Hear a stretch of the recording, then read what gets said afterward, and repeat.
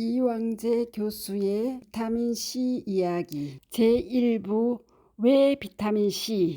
왜 비타민C가 부족하면 쉽게 죽는가? 비타민C의 결핍은 어느 한순간에 나타나는 것이 아니라 지속적으로 섭취하지 못할 때 만성적으로 나타난다. 즉, 비타민C가 전혀 없는 음식, 칼로리 위주의 식사, 으로 몇 개월을 살면 만성적 결핍 현상으로 죽음에 이르는 것이다. 사실 계혈병은 그 역사가 매우 깊다. 18세기 중반에 처음으로 의학적 접근이 이루어졌으니 그 역사가 거의 250년이 넘은 셈이다. 그럼에도 그 죽음의 기전을 아직 확실하게 밝히지 못하고 있음을 고려하면 비타민C에 대한 진지한 성찰과 연구가 그동안 얼마나 소홀했는지 알 수 있다. 2003년 10월 세계적으로 유명한 한 학술 잡지에 2세기 반을 끌어온 괴혈병의 사인에 대해 중요한 연구 보고가 실렸다. 사람처럼 비타민C 수용체인 SVCT 단백질을 발현하지 못하는 쇠ang질을 이용한 생체 실험을 통해 밝혀낸 것인데, 비타민C가 만성적으로 결핍되어 계혈병에 걸리면 궁극적으로 스트레스 호르몬으로 알려진 아드레날린과 스테로이드 호르몬이 만들어지지 못해 혈압 유지, 혈당 유지가 이루어지지 않아 결국 죽음에 이른다는 것이다. 비타민C와 관련된 연구 결과들을 조사해보니 비타민C가 결핍되면 부신의 기능이 발휘되지 않는다고 한다. 즉, 수질에서는 아드레날린을, 피질에서는 각종 스테로이드 호르몬을 합성하는데 이때 비타민C가 조효소로서 매우 중요한 역할을 하는 것으로 알려져 있다. 이에 따라 만성적으로 비타민C가 결핍되면 아드레날린과 각종 스테로이드 호르몬의 합성이 이루어지지 않아 생명을 유지할 수 없게 된다는 얘기다. 즉, 괴혈병의 학문적 사인이 부신부전증이라는 결론이다. 혈압 유지에 꼭 필요한 아드레날린이나 스테로이드 호르몬이 생산되지 않으면 서서히 혈압이 낮아지게 된다. 흔히 말하는 혈압 120에서 80, 위쪽 혈압 120을 수축기 혈압이라고 하는데, 그 혈압이 60 이하로 떨어지면 되뇌까지 혈류가 원활하지 않아 의식을 잃게 되고 급기야 죽음에 이르는 것이다. 그러나 이 실험은 앞에서 얘기한 바와 같이 SVCT 유전자를 없앤 생쥐를 이용한 생체 실험으로 그 생쥐에게서 태어난 새끼 생쥐는 출생 후 한 달도 안 되어 모두 죽는다. 생쥐들이 죽은 이유를 분석하니 부신부전이라는 것이다. 그래서 괴혈병의 사인은 부신부전이라는 결론이 나온 것이다. 그러나 이 경우 살아있는 성인의 삶 속에서 나타날 수 있는 비타민C 결핍이라는 실제적 상황을 반영하지 못하기 때문에 학문적으로 많은 사람들로부터 설득력을 잃고 말았다. 이에 우리 연구팀은 사람처럼 비타민C를 합성하지 못하는 쇠ang질을 이용하여 계혈병의 사인에 대한 접근을 시도하였다. 즉, 비타민C를 충분히 스스로 합성할 수 있는 정상 생쥐 1군, SVCT 유전자가 결핍되어 비타민C를 사람처럼 스스로 합성할 수 없는 생쥐 2군, 스스로 합성하지 못하지만 음료수에 충분한 양의 비타민C를 먹인 생쥐 3군, 이렇게 세 군으로 나누어 두 가지 스트레스, 찬물에 노출시킴과 묶어둠, 에 노출시켰다. 교대로 스트레스를 적용해 관찰한 결과 시간이 지나면서 오로지 비타민C를 체내에서 스스로 합성할 수 없는 생쥐인 2군만 죽게 되는 것을 발견할 수 있었다. 그리고 그 죽은 생쥐들의 부검을 통해 비타민C가 부족한 상태에서 스트레스를 받으면 심장세포가 면역 항진 물질을 지나치게 많이 생성하여 스스로 죽게 만드는 과정을 거쳐 심장세포가 죽고, 그로 인해 궁극적으로는 심장이 멈춤으로써 생쥐가 죽음에 이른다는 사실을 밝혀 상위권의 SCI 국제 잡지에 발표한 바 있다. 비록 이 실험에서는 인위적으로 스트레스 조건을 가했지만 인간은 어떤 형태로든 삶 가운데 스트레스를 받고 살 수밖에 없음을 고려할 때 괴혈병의 사인에 대한 가장 근접한 학문적 근거라 하지 않을 수 없다. 4. 왜 비타민C를 사람만 합성하지 못하는가?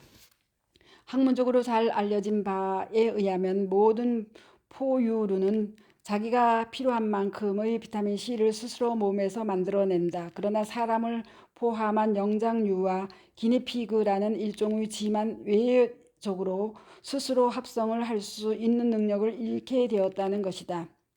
비타민 C를 합성하는 데 필요한 기본적인 원료는 포도당이고, 이 포도당이 간 세포에서 몇 단계의 효소 작용에 의한 변화를 거쳐 최종적으로 비타민 C가 되는 것으로 알려져 있다. 그런데 사람의 경우를 보면 마지막 단계를 주관하는 효소를 만드는 유전자 하나가 돌연변이로 그 기능을 잃어 비타민 C를 만들 수 없게 되었다는 것이다. 이를 통해 비타민 C의 구조가 포도당과 매우 유사할 것이라 예상할 수 있고, 실제 비타민 C의 생화학적 구조는 포도당과 매우 유사하다.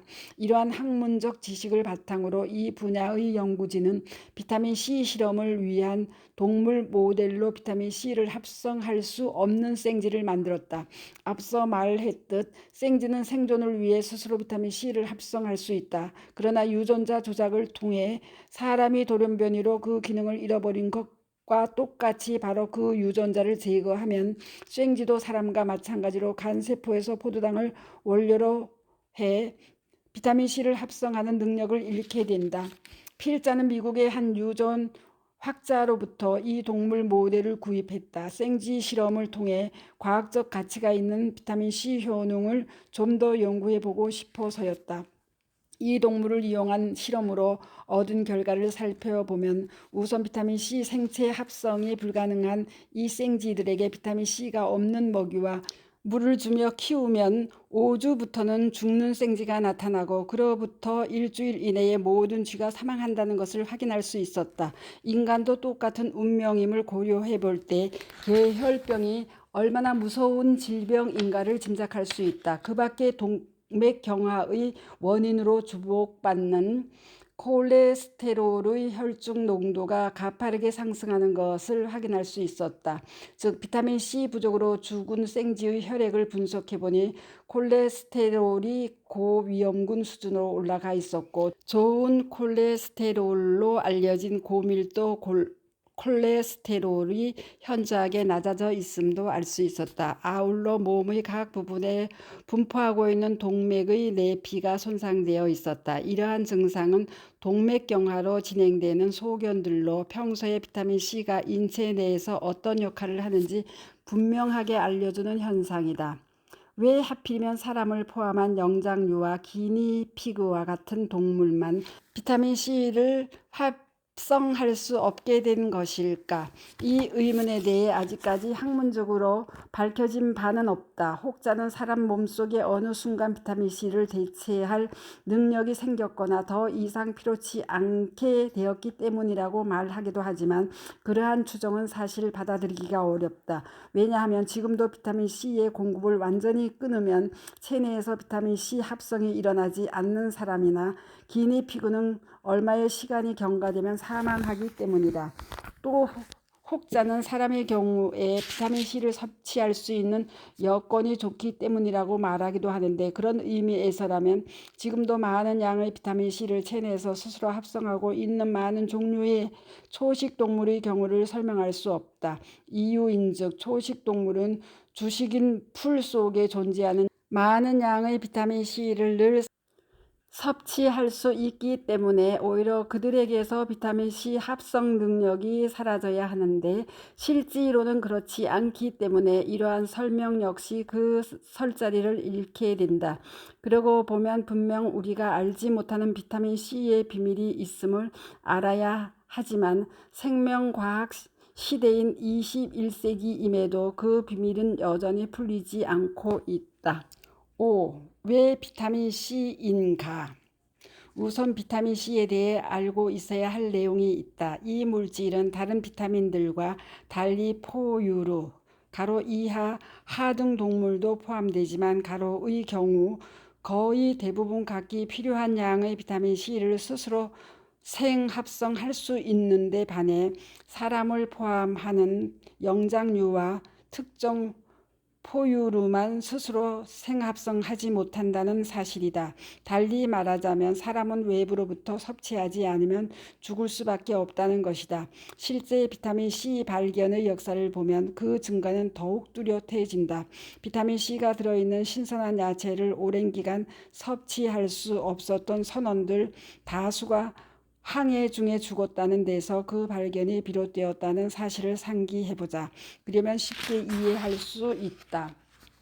또 지적하고 싶은 것은 비타민 C는 항산화 작용이 그 중요한 기능이라는 것이다. 아직도 많은 교과서에 이 물질의 기능이 단순히 콜라겐이라는 단백질 합성에 없어서는 안 될 물질이라고 되어 있는데 그것은 비타민 C 기능의 극히 일부분에 해당될 뿐이고 고유 기능도 아니다. 왜냐하면 항산화 기능을 나타내는 물질은 어느 물질이라도 콜라겐 합성을 도울 수 있기 때문이다. 이에 대한 반증은 비타민 C가 식물에 많이 존재하는데 식물에는 콜라겐이라는 단백질이 없다는 사실에서 쉽사리 알 수 있다. 우리 몸속에는 여러 가지의 황산화제가 존재한다. 그 이유는 우리 몸이 에너지를 얻는 과정 가운데 탄수화물과 산소를 이용하는데 이때 부득불 산화적 손상을 줄 수 있는 유해한 산소 관련 물질들이 나올 수밖에 없다. 이때 나오는 이 물질들을 즉시 처리해 주지 않으면 우리 몸은 20, 30년 밖에 살 수 없다는 것이 오늘날 많은 과학자들의 지적이다. 이들 유해 산소 물질들을 제거하기 위해 우리 몸에서는 여러 종류의 황산화제들이 만들어진다. 글루타치온 등 많은 종류의 항산화제들이 만들어져 곳곳에서 산화적 손상에 대한 방어 기능을 담당하고 있다. 여기에서 매우 흥미로운 사실 하나를 지적하고 싶다. 이렇게 많은 종류의 항산화제가 만들어지거나 외부에서 유입되지만 그중 특정한 하나의 항산화제의 부족으로 생명을 잃는다는 것은 매우 생각하기 힘든 일이다.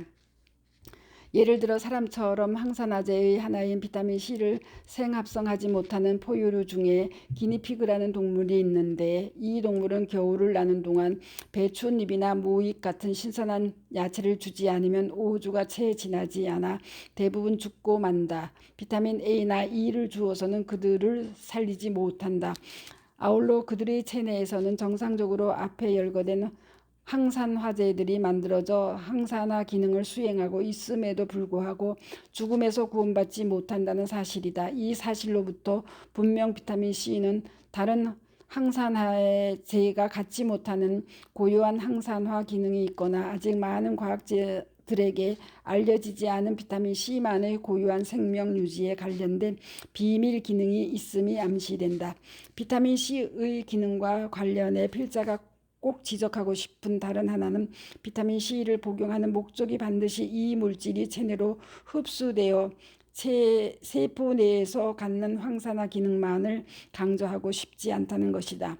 왜냐하면 비타민 C는 체내로 흡수되기에 앞서 소화기관 내에서 발휘되는 좋은 기능이 있기 때문이다. 우선 현재 많은 의학자들이 주장하는 바 위 속에서 특정 위암의 결정적인 원인이 된다고 생각하는 헬리코박터 파이로리 균의 발암작용을 억제하는 것으로 알려져 있고 음식물에 의해 위 속에 생길 수 있는 잠재적 발암 물질의 합성을 억제하기 때문이다.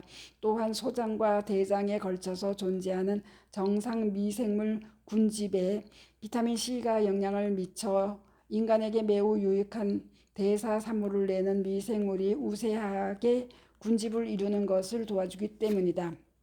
마지막으로 비타민 C의 중요성에 대해 필자가 강조하고 싶은 메시지는 비타민 C는 우리의 생명과 직결되어 있는 만큼 스트레스와는 불가분의 관계에 있다는 사실이다. 즉 스트레스는 우리 생명을 좀먹고 있다는 사실의 반증이다.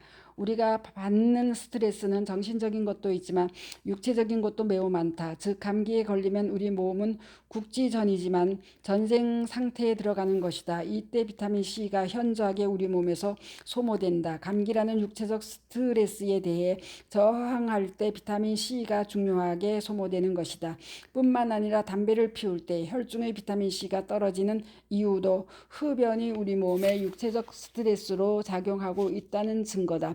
긴장을 동반하는 정신적 스트레스에도 혈중 비타민 C가 떨어지는 것을 보면 이도 마찬가지로 우리 몸을 죽이고 있다고 보아야 할 것이다. 현대인과 스트레스 역시 불가분의 관계라 볼 때 비타민 C의 복용은 피할 수 없는 현대인의 운명이다. 비타민 C의 적정량 기준은 제고되어야 하는가로 이어집니다. 감사합니다. 스토리양입니다.